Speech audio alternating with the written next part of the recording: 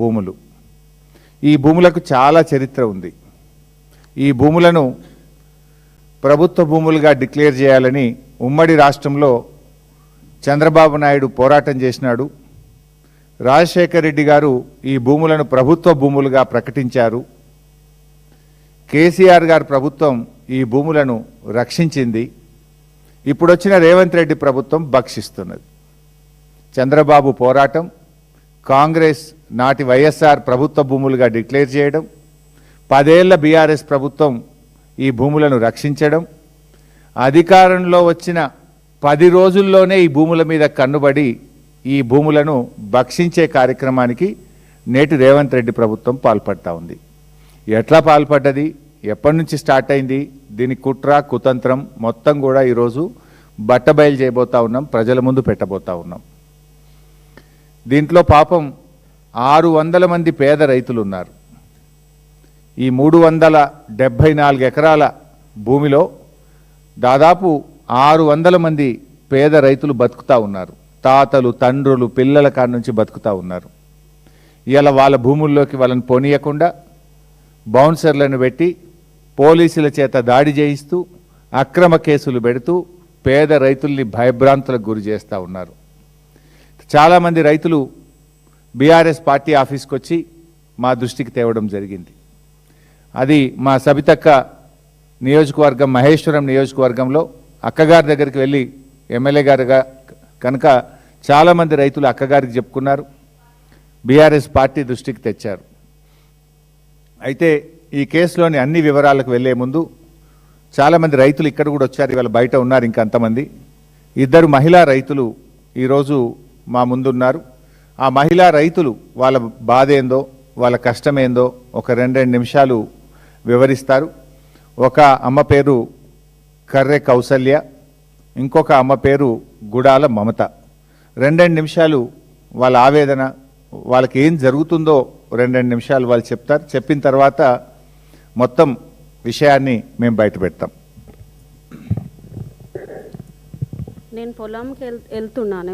పొలంలోకి వెళ్తుంటే ఆ రేకులు నేను 37 సంవత్సరాల నుంచి సాగు చేస్తున్నా అక్కడనే. మా అత్తమామ అంతకన్నా ముందు చేస్తున్నారు.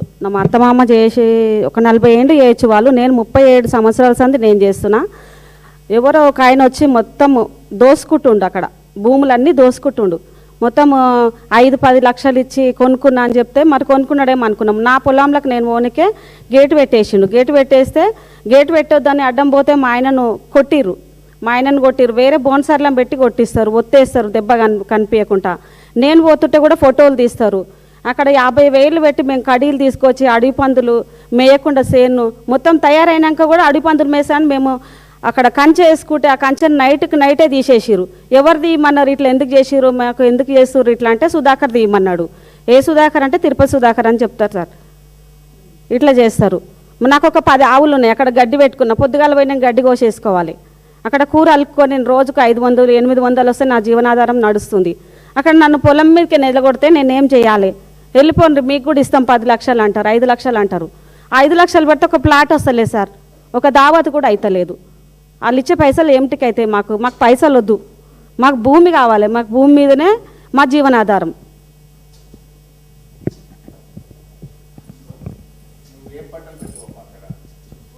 కూరలు పోస్తా సార్, పచ్చకూరలు పోస్తా. ఆవులు ఉన్నాయి, 10 ఆవులు ఉన్నాయి. గడ్డి పెట్టినా, ఇప్పుడు గడ్డి కూడా ఉంది. పోనీయకుండా 10 నిమిషాలు ఆగాలి సార్. గేట్లు పెట్టేసుకురు, లాక్ వేసుకుంటారు, చుట్టూ ఫెన్సింగ్ పెట్టిరు, పోనిస్తలేరు. మళ్ళీ ఎవరినన్నా కూలీలను పిలుచుకపోతే నువ్వు భూమి అమ్మవు కదా, నీ ఉంది కదా, నువ్వే రావద్దని వాళ్ళు నిలగొడితే మొన్న 1.5 ఎకరాల పొలం నేను ఒక్కదాన్నే నాటేసుకున్నా. వాళ్ళు నిలగొట్టేసిరు వాళ్ళ భయానికి సార్, వాళ్ళ భయానికి వాళ్ళు వస్తలేరు. అట్లా ఫోటో తీస్తారు సార్, ఫోటో తీస్తారు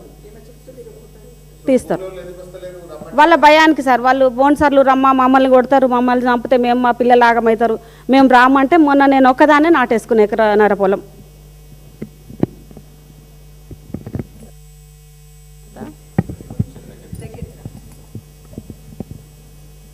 మా మామ పేరు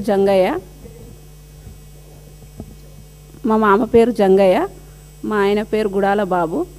మేము మా అత్త మా మామ కందులు జొన్నలు 70 ఏళ్ళ నుంచి ఉన్నాము మేము భూమి మీద. నా పెళ్ళై 20 సంవత్సరాలు. నేను వచ్చినాక కూడా మొన్న దాకా 3 సంవత్సరాల దాకా వేసినాం పొలము.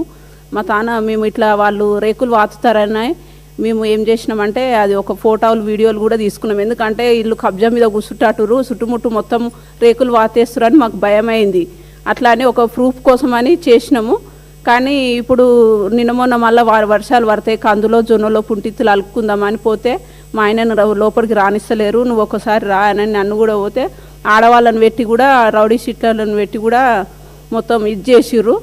మాకు భయం అవుతుంది, నేను పోను, మళ్ళీ నువ్వు ఉన్న వాళ్ళని పొలం కోసం మా ఆయన ప్రాణాన్ని కూడా తీసుకుంటా అని చెప్తుండు. కానీ వద్దులే, ఎవరితోనన్నా మాట్లాడదాము, ఎంత కాడికైతే అంత కాడికి అవుతుంది అనేసి అనుకున్నాం. కానీ మాకు ధైర్యం జాలతలేదని ఇప్పుడు మేడం దగ్గరకు వచ్చినాం అందరం కలిసి. ఎట్లా చేస్తారో అని మాకు కేసు కూడా పెట్టిరు సార్. మా ఆయన మీద ఒకసారి కేసు పెట్టిరు.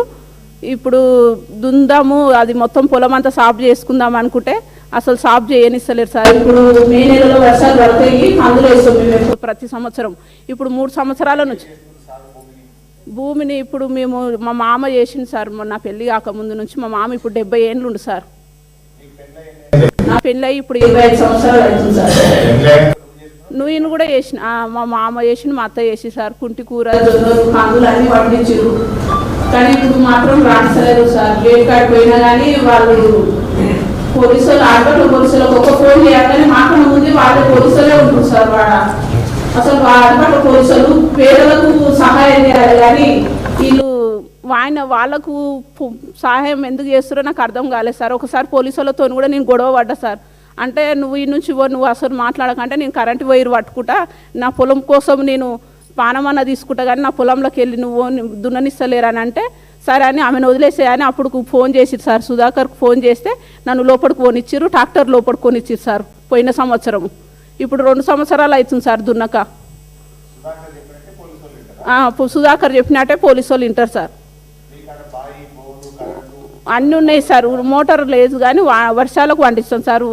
మాకైతే లేదు, మాకుంది సార్. మాకున్నది సార్. బోర్ వేసుకున్నాం మేము. బోర్ వేసుకొని కూడా ఇప్పుడు 38 సంవత్సరాలు అవుతుంది సార్. బోర్ వేసుకున్నాం మేము. బోర్ వేసుకున్నాము, అప్పటి నుంచి వరి పండిస్తాం మేము. ఆవులు తెచ్చుకొని దాంట్లో మీద పచ్చగూరలతోటే బతుకుతా సార్.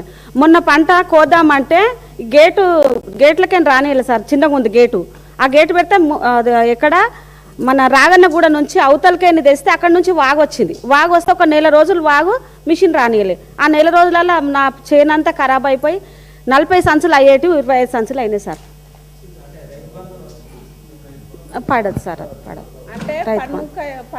మాకు అప్పట్లో కాంగ్రెస్ ప్రభుత్వము మాకు ఇచ్చింది బతుకుమని మా మామకి ఇచ్చిర్రంట. కాంగ్రెస్ ప్రభుత్వము మా మామకి ఇస్తే మేము దాంతోటే బతుకుతున్నాం. ఇప్పుడు ఇయ్యాలని కోరుతున్నాం సార్. ఇప్పుడు అవి ఇయ్యాలనే మేము కొట్లాడుతున్నాం సార్. సార్ మేడం దగ్గరకు అందుకే వచ్చినాం. మాకు నష్టపరిహారం చాలా జరుగుతుంది.